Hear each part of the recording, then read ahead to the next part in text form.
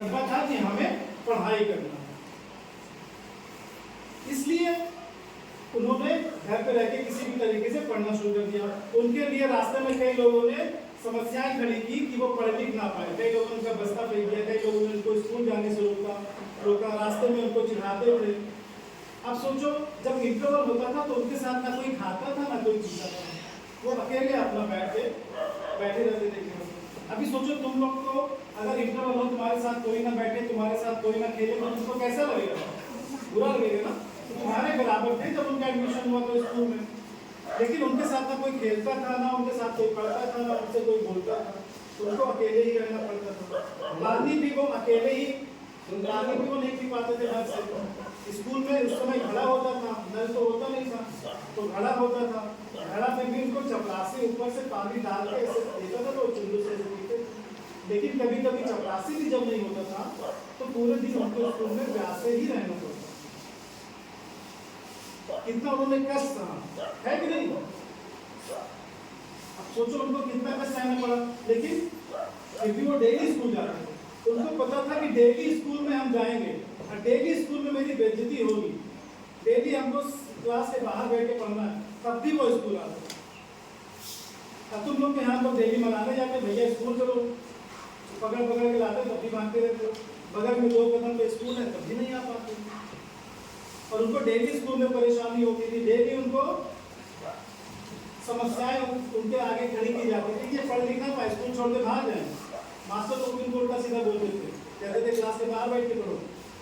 लेकिन उनके अंदर सोचो पढ़ाई का कितना जज्बा था, कितना शौक था उनको पढ़ने का, क्योंकि उनको पता था कि पढ़ लिख के ही अपना जीवन हम बदल सकते हैं। इसी तरीके से तुम लोग भी पढ़ लिख के अपना जीवन बदल सकते हो। जैसे अम्बेडकर जी थे, उनके पास कुछ नहीं था, तुम्हारे पास तो सब कुछ है कि नहीं है?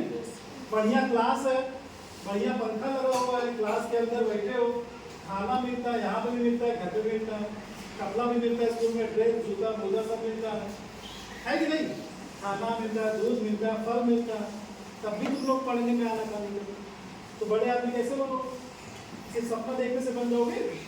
मेहनत भी तो करनी पड़ेगी उसके साथ साथ। अम्बेडकर जी की तरह मेहनत करनी पड़ेगी।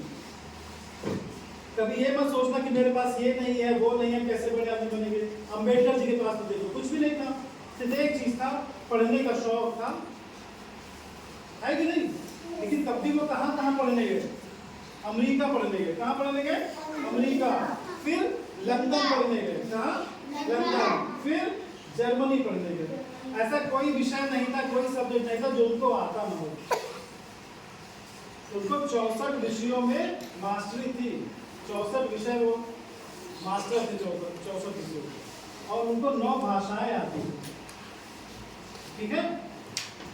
तो उनका बचपना भी इसी तरीके से बहुत कष्टपूर्ण बीता था। जब वो छोटे थे, उनकी माँ का देहांत हो गया, उनके पिताजी उनके लिए खाना पानी ये सब बनाते थे। तो बचपन में ही उनके आगे तरह तरह की समस्याएं पैदा की गई कि वो पढ़ लिख ना पाए, लेकिन उन्होंने अपना हौसला बनाए रखा, पढ़ने लगे। वो पढ़ने का हौसला उनके अंदर था। ये सोच के पढ़ते थे कि जो कष्ट हम सह रहे हैं वो कष्ट हम दूसरों को नहीं सहने देंगे, उनका जीवन हम अच्छा बनाएंगे, पढ़ लिख के इतना बड़ा हमको बनना है। वैसे ही तुम लोग भी मन में सपना देखो कि हमें भी पढ़ लिख के ये चीज बननी है, वो बनने की डिजायर होनी चाहिए तुम्हारे अंदर। इसीलिए कहा जाता है, अम्बेडकर जी के बारे में बताया जाता है कि इनसे सीख लो।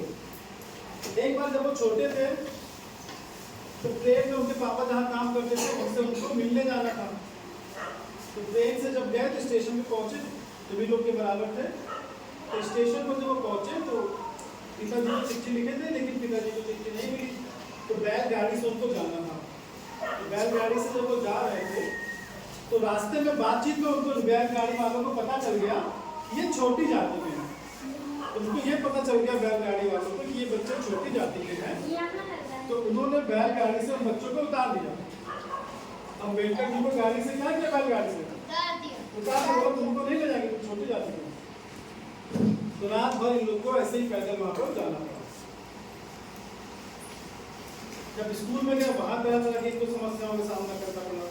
फिर जब किसी तरह से इनको नौकरी लग गई, जब नौकरी लग गई तो वहां भी इनको कष्ट होना पड़ा। फिर दूसरे शहर में जब इनकी नौकरी लगी जब वहाँ पे गए नौकरी के लिए तो वहाँ कहाँ रहेंगे, कोई घर ही नहीं इनको दे रहा था किराए पे।